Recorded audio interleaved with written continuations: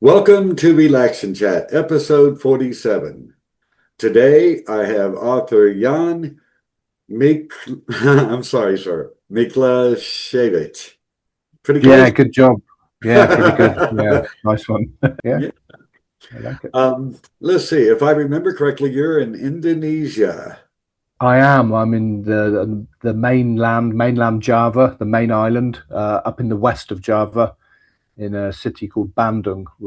It's kind of up in the mountains, a bit cooler than the rest of Indonesia. So that's nice. About mid-20s most of the time, Celsius. Oh, well, we use Fahrenheit, and I woke up to -7. It was pretty Oh cold. my, yeah, that does sound cold. Yeah. Yeah, they say 35 of the US states got hit by one snowstorm, a big storm. We got about 12 inches of snow, which for our area is quite a lot, you know. Hmm. But the worst of it for me is the very, very cold temperatures. You know, it's a bit of a challenge, but I still prefer it to the summertime, like in August when it's 104. I can't stand that heat. Yeah, I prefer the cold overall. A few years ago, I was living in a village in Serbia, and we're living in a small house, and we just had one wood burning oven to heat the whole place. And so getting up in the morning in the middle of winter was really, really tough. So yeah, but I do prefer the cold. It's easier to cope with than the heat, I think. Yeah, I think when it's real cold, you put on a heavier coat. When it's 104, there's not much you can do. Yeah, you can't go down the street naked. Well, you can try it, but it won't go down very well. Yeah. Well, I think I need to go on and jump into the questions. I had a few for you. The Okay. first question that comes to mind is I was actually a little surprised. I do a little research on every guest just to get an understanding of who I'm speaking with. And I found Mhm. that you have published quite a lot of poetry.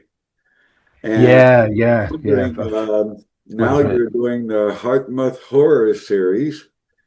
So I'm Yes. interested in what inspired you to take the step from poetry to the realm of horror novellas. Um, I think I got back into writing poetry at the beginning of the pandemic. It seemed a good opportunity. I had to spend a lot of time indoors. And I had written before that. I'd written when I was at university. I always wanted to write stories, but I was not very good. I couldn't get it, and so I went down the poetry route, and was quite successful with that. My poetry does pretty well, and so I picked that up again in the pandemic, and it just became a natural progression. Really, I tried my hand at some short stories. They were well received, and then I just wanted to try something new. I wrote the beginning of a horror story, which then became the prologue to my first novella. So yeah, it just happened really. It didn't put that much thought into it. Yeah, I kind of like when things naturally flow. Yeah, Uh, yeah, for sure. yeah, pretty much every aspect of my business, that's how it happened. I became a writer, became an author, became an editor, Hmm. became a Yeah, president. yeah, It just sort of flowed. yeah. I am interested that you currently have two books in the Heartmuth Horror series. And I'm Yes, curious, do you have planned uh, maybe how many stories do you see in that series at some I point? see. I see between 6 and 8. I think that's a realistic number. I'm aiming to put out two each year. I Oh, don't write. I don't write very quickly, and I'm happy with that. I never feel rushed to do anything. I take my time, and I've already got one in the works. It's just come back from alpha readers, and I've got a few more drafts to do. That gets published on the 20th of May. huh? So that'll be Heartmouth Horror number 3. And then yeah, then just two a year, and I'll either hit 6 or I'll hit 8, whatever feels natural. If I'm struggling to think of something new after 6, then 6 it is. Ah, I wouldn't be Yeah. at all surprised if it turns into 10. It's Uh, possible. It's possible that I've so far I've had no problems thinking of new ideas. So Uh-huh. yeah, it's going all right. Well, what I've seen so far, you have no shortage of creativity. So 10 should probably be easy. I will say, Yeah, go on. putting out 2 books a year is ambitious. That's a lot of work. But they're not very long, are they? I mean, Mhm. the one you read, the Devil in Me, is only 24,000 words. Mhm. So it's doable. You know, I mean, I could probably push myself into 3 a year, Oh, but I'm quite happy with the schedule as it is. yeah, keep it relaxed. You don't want to build up stress, trying to Hmm. rush. I don't use deadlines in my business because they're rarely met and they're very aggravating. You know, They it, are, it, they it takes are. I as long as it agree. takes. And and I find certainly between that first and second draft, you need time. You can't. For me, I can't go straight in and do something. I've sent this first draft to alpha readers. I've got 3 people who've been really helpful with that, and then I'll let that sit between 4 and 6 weeks before I Yeah. even touch it again, Mhm. just to let it cool down. Because if Yeah. I go back too soon, I won't see the problems that are there in the text, especially things like repetition of phrasing and Yeah. Yeah. yeah. So it needs to cool down. So, Yeah. yeah, As an editor, I often suggest to the authors to take a little break, yeah, just to clear your mind before we move from, say, developmental editing to line editing, which are completely yeah, different things. Take a little break, hmm, clear your mind, relax. We'll get back to it and yeah. rock it out. Because I firmly believe it takes as long as it takes. Rushing is a bad idea, you know? It is a bad idea. It never works out well. That's for Yeah. sure. Not in my Well, experience. I'd like to ask you, it is on my TBR, but my work schedule and my TBR are not friends. Yeah, And I I haven't understand. read just yet, Eyes Wide Open. So I was hoping you'd tell us a little bit about that story. Yeah, yeah, sure. Eyes Wide Open is kind of a supernatural stroke slasher story. It's Mm, based. So all of my stories are based in a fictional town in the southwest of England. I grew up in that area, so I know what those towns are like. mm, It's got a nice seaside, and it's fairly small. They've got moorland and all these things. A university, and Eyes Wide Open is 8 students living in a shared student home, uh-huh, kind of a hastily renovated old house, so it's kind of quite ropey, quite uh-huh, crabby. These students are your typical British students. They like to drink, they like to party, they don't like to study very much. And they, on a drunken night out, they inadvertently wake up some kind of evil force, which then terrorizes them in their home. uh-oh, Um, that's it in a nutshell. I had a lot of fun with it. This was a one-off for me because I wrote the story in 13 days. The thing came out, and wow. usually I'll be happy with like 250 words a day. I'm not a fast writer, Uh-huh. but this one just came out, which made it kind of a nightmare to edit. I didn't enjoy that very much. And yeah, and so that was the story. At that time, I had no notion that I would be doing a series of books. I just created this. I thought if I create a fictional town, then I won't have people saying, "Oh, hang on a minute, that street isn't really there," or "That's not the name of that bar." So, so it was a shortcut, really. It's me being lazy. I think if I create my own place, I get no blowback. And it was only when I'd started writing the second book that I thought, hey, I could set it in the same town, and then it just grew into, why don't I do a series in this same place? Yeah, sounds wonderful. It does sound very fascinating, and it just moved up my TBR list quite a bit. I am very eager to read it. I've seen a few reviews on it, and it's very well received, isn't it? Yeah, people seem to like it. I mean, it's my fledgling effort. So I mean, as a writer yourself, you can look back at what you've written and think, ooh, I wouldn't have done it that way, or that particular passage there could do with some work. But you know, you have to abandon these things in the end. You can't keep going back and trying to Oh improve yeah. things. You'll Oh never go yeah. anywhere. You could take a master writer, Stephen King, for example. I'm sure he could go back, review Carrie, and think of at least 50 things he would change. You know, Yeah, but you definitely. can't dwell in the past. And every writer starts somewhere. Or, you know, Yeah, rarely is the very first work a masterpiece. That's very rare, yeah, you know. yeah. I agree. Now, Yeah, this second book that I would like to ask you to tell us about, I have read and I absolutely loved it. The Devil in Mia. The Would you tell us Devil a in bit about Me. that? Yeah. So I I like possession horror if it's done well, and we all know the granddaddy of possession horrors is The Exorcist. You Yeah. know, which incidentally, I was reading that he didn't plan that to be a horror book. That was supposed to be a detective story with supernatural elements. Okay, and he was surprised that it came out or was received the way it did.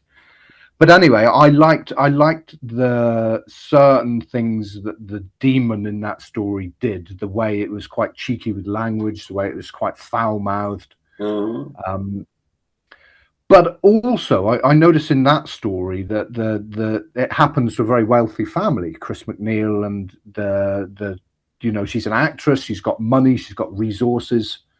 And I thought, what if I had a possession story with the type of people I know? You know, a man in his mid 40s who's suffering with, you know, he has a drinking problem, Uh-huh. and he's married to a woman, and their marriage maybe isn't going along so great. And I just thought, okay, so a slightly dysfunctional couple who don't have a lot of money. What happens if the wife is possessed by a demon?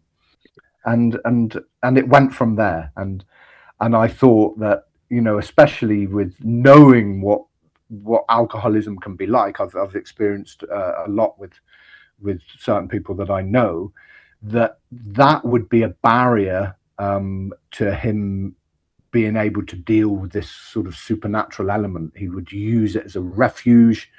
It would be an excuse to he could hide in the alcohol Yeah. um, rather than dealing with the possession, and it allowed me to blur the boundaries a little bit and sort of play on his addiction, and then have the demon kind of berating him for his addiction. And yeah, so, and it was, I got to be very rude as well. I like that. I've got a bit of a potty mouth anyway, and so I thought I could just get the demon to be like that, say all this terrible stuff. And yeah, that was a fun but difficult but fun book to write. Yeah. Yeah, I enjoyed it very much. I believe The Exorcist is my favorite horror story, lifetime. I read the Yes, book, mine. I watched the movie, loved them both. Fantastic. And when I picked up The Devil in Mia, I was sort of expecting, you know, many writers sort of copy what somebody else did and, you know, tweak it a little bit and put it out. So I was expecting sort of a clone of The Exorcist. I was Hmm. very pleasantly surprised that you put a completely different spin on it, in that it focuses more on the interaction between the demon and the husband, which I Yeah, found extremely fresh and unique and very entertaining. as you know, there's a part in The Exorcist near the end where Karras is talking with Merrin, and they're speculating over why. You know, Karras wants to know why do these possessions happen? You know that, and Merrin says that it's not to punish the person who's being possessed; it's to torment the people around them. And so that gave me the notion of this possession is there to taunt Matt. It's not really got that much to do with Mia. Mia's a vessel, and then the demon can really get at Matt and really sort of get into the nitty gritty of what a lousy husband he is and how he's screwing this up, and that was my angle, really, I suppose. Yeah, I absolutely loved that angle. I mean, that just really grabbed me. And I really felt for Matt because I don't think he's such a bad protagonist. He's it's rather common for people to have some sort of abuse or another. And, it was very realistic, very much like people I've known who've had a drinking issue. And Matt's dealing with his own demons, and along comes the king of them. And, Yeah, but when you yeah. really get down to it, he loves his wife. He wants to do right and he wants to do well. And he's just battling with his life and now with this creature. And I really felt for Matt. And to me, one of the greatest skills a writer can have is to move your reader emotionally. And I was really emotionally attached to the protagonist. I'm glad to hear that. I mean, I like my characters, and I think that's key. You need to, or I need to connect in some way with them. I know Matt. Matt is part me, and he's part of the people I know. I know these.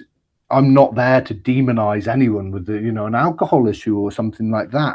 Uh, And yeah, and so I really like this guy, and I like his wife, and maybe I don't like his friends so much, but uh, these are all people that I kind of know, or the type of person I've met before. And what I'm aiming for, I think, with my horror, um, is more like a kitchen sink type of drama. Those shows where it's a really realistic, gritty type of family or friend movie. It's a drama, but I like that. And then to bring the horror into that uh, rather than go with the classic, oh, it's a group of teenagers going on a boat trip yeah, in an abandoned log cabin or something like that. yeah. I don't really identify with that sort of setup. I'd rather it be, oh, the neighbors down there, they've been terrorized by a poltergeist. Because those are the people I know. So Yeah. And I think that you mentioned it there a second, and it crossed my mind that in a novella, particularly, and definitely in short stories, secondary characters are often sort of two-dimensional, sort of light, you know, sometimes mhm. because of the space you have for the book you want to write.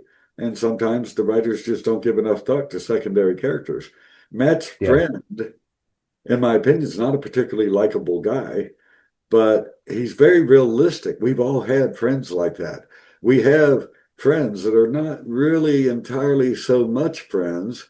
And if I remember correctly, it's even hinted around that the secondary character, had, feelings of his own for Mia. It's And definitely suggested, and the demon yeah, gets in there and tries to stir that pot. uh-huh. And I love that Um, that secondary character is so well defined and fleshed out. It really adds mhm. to the story. It adds to the story very much. Thank you, thank you. I'm glad you like that aspect of it. Oh yeah, I love Yeah. the story. It was great. If I could reach out to the author, wait a minute, I can. I would love the story have been expanded a bit. Uh, I'm Yeah, sure yeah. people will be saying they want to know more about this couple. So maybe a sequel story at some point. Well, that's one thing with these novellas is I want them to stand alone. I don't want you to have to read number one before you read number two. They're all independent stories, but they all overlap. Mhm. So for instance, there are things mentioned in The Devil in Mir, which when you read Eyes Wide Open, you'll be like, ah, that's who that character is, or I recognize that place. Oh, And so everything there are little tendrils going from one into the next. Like the one I'm writing at the moment, that mentions certain people that are in the other books. mhm. Um, and so yeah, and by the time I've got to six or eight, or as you say, maybe 10, there Mhm. will be, I'll have a whole thing going on here. It'll be like a little microcosm. Um, so Yeah, yeah, so that you may not have seen the last of Matt and Mia, that's for sure. yeah, because they are very excellent, very well fleshed out, wonderful characters in that story. And if anybody was a little light, it was me or herself, but that was intentional because she's not the target. And I love That's that you worked it out that way. Yeah. yeah, and that actually that links very. I'm very fussy with blurbs on the back of the book, and I write the blurb before I write the story, but then I have to tweak as I go. And I think that blurb is so important because if you were to look at it, you'd mention that you'd notice that Matt is the feature of that blurb. It mentions briefly that Matt's wife has invited an unwanted guest into the house, but almost all of the blurb is Matt. So that's from the very beginning trying to shape reader expectations, so Yeah. that they don't go in and think, hang on a minute, this story is about Matt, it's not about Mia. Well, yeah, despite the title of the book, the title of the book was just too good, the devil in me, the devil in Mia. I just thought I have to go with that. A But lot of yeah, and then writers, a lot of yeah, go on. writers I work with are new writers, and they don't really realize the cover attracts, Yes. the title intrigues, but it Hmm. is the back cover blurb that sells the book. You know, Absolutely, yeah, and as you say, it sells the book and it shapes the reader's expectation. If yeah. the material in the book doesn't really align very well with that blurb, then people are going to feel cheated. I Oh, yeah, would for sure. definitely. Well, I'm afraid my little show has time limits and I have to move on. I can tell you already, I wish we had about 3 hours to chat. There's so many things I'd love to talk about with you. Um, Hmm. but I do have to do my little show. So I want to move on to the next segment because I really try to be a good host, ask some good questions, move things along. But I also like to make sure that my guest gets an opportunity to speak directly to the audience and share anything you like. So if you would like to, sir, just the stage is yours. Um, I'm going to take this opportunity not to actually plug my own books, but to thank everybody who helps me with the preparation of the books I do. I have three people who alpha read my current book, and I've got some people who've already kindly volunteered to do the beta reading in March, and then to receive some advanced review copies in April. So thank you, because I'm a one-man show. I do all the editing myself. Having extra pairs of eyes on it, especially the alpha draft. I've had some excellent suggestions that have really guided or made more of the book than maybe I could have done on my own. So it's for the people who help me out, all those people who take time to leave a review, take time to buy the book and repost, that sort of thing. Thank you very much. That's what I want to say. Awesome. That is fantastic because most writers feel alone and many, you know, alpha readers, beta readers, editors, they get completely forgotten. And it's so great to get to know an author who understands this. You're not really alone. There's a lot of people that help you put that book together. And There are, yeah. nice to give them some recognition. I really respect that and applaud that. Excellent. Thank you. I have to move on and ask you as time goes by. Uh, no doubt about it, the audience will love any opportunity to speak with you. So if you could, would you share your website, social media, whatever you may have, where someone could, pop up and say, "Hey, Jan, what's up? How's your work in progress going?" That kind of thing. Yeah, gladly. So I have a website, a free website. I don't pay for it. I can't afford it. So that's a Google Blogger website, and that is heartmathhorrors.blogspot.com. You can comment on any of my. I do a weekly article talking about the writing process or my books. I'm also on X or Twitter, whatever you prefer to call it. I have no idea what my username is, so just give me a minute. Let's see what my tag is. Because that's where I spend quite a lot of my time. I do like to post and have a bit of fun with that.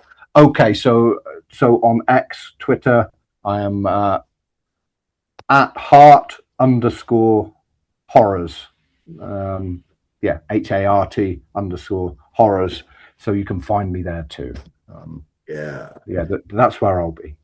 Yeah, Twitter's awesome. It reminds me of the old AOL chat rooms that you can go in there, like you and I can go there, we connect with the DM, and we can have an actual conversation via that, just like you would in the old AOL chat rooms. And there's no better way to get to know an author and to make some really great friends.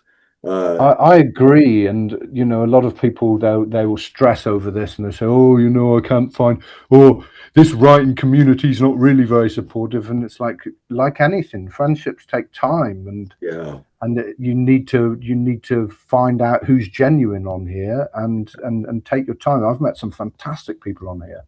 Yeah. I've encountered some not very fantastic people, but that's few and far between. Like I say, as you'll have experienced, you have to take your time. You can't rush into it and expect the first person you get chatting to be the one who's going to support you through thick and thin.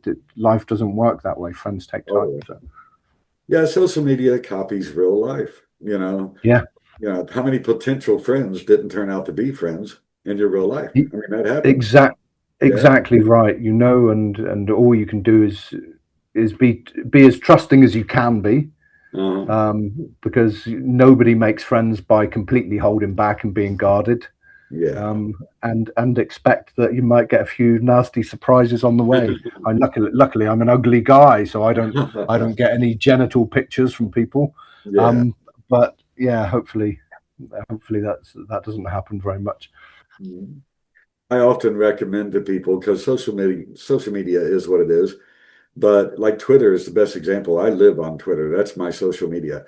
I'm on most all of the big platforms, but that's the one I love.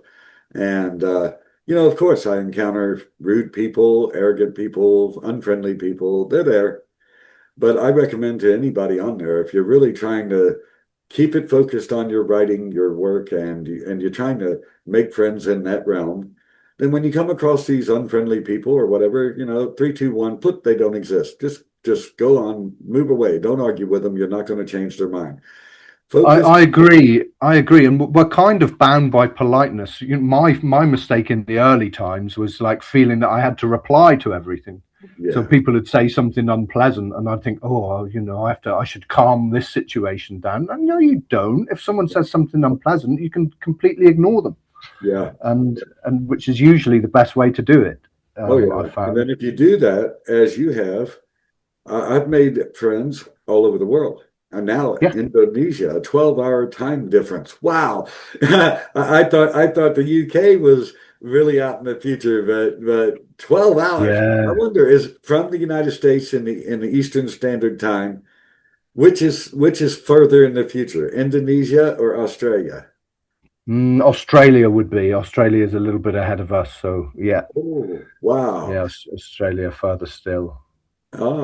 Yeah, I think they say it's, and I don't know anything about geography, but I think they say it's almost exactly the other side of the world from the United States. If you could drill down, you'd end up there. Yeah. Yeah. Right the way the other side. Yeah, right. Oh, I have got to say again, I wish we had much, much more time. I will say, time, you're right. The time has flown. It flies by. Yeah. But I will definitely offer you a standing invitation to do the show anytime you want, to promote every book that you come out with. It's a joy to talk with you. I'm a huge fan of your writing. The Devil and Mia will find a place on my bookshelf, which only the very best books go there. Wow, thank you. I get the ebooks first, and then I buy the best copy I can find of the books I love. Well, hopefully you'll like the next one too. The next one is I won't go into the details here, but it's a first-person narrative because I wanted something more character-driven. Oh. So that's me experimenting with something a bit new. A young man who goes to visit Hartmouth for a summer holiday and ends up getting abducted and locked in someone's basement. So yeah, if you fancy that, then that'll be out in May. Well, I have to say it. The show does have its time limits. Again, Yeah. Jan, such an absolute pleasure to speak with you. I am so thankful that you were willing to do the show. Just And likewise, thank you. Thanks for having me on. I had fun. It was a good chat. I'd gladly do it again. So yeah, we should line that up sometime. Yeah, you're absolutely welcome anytime to come back on the show to promote any of your work. Always. Thank you very much. I really That'll appreciate always that. be the case. To the audience, I'm only sorry for one thing.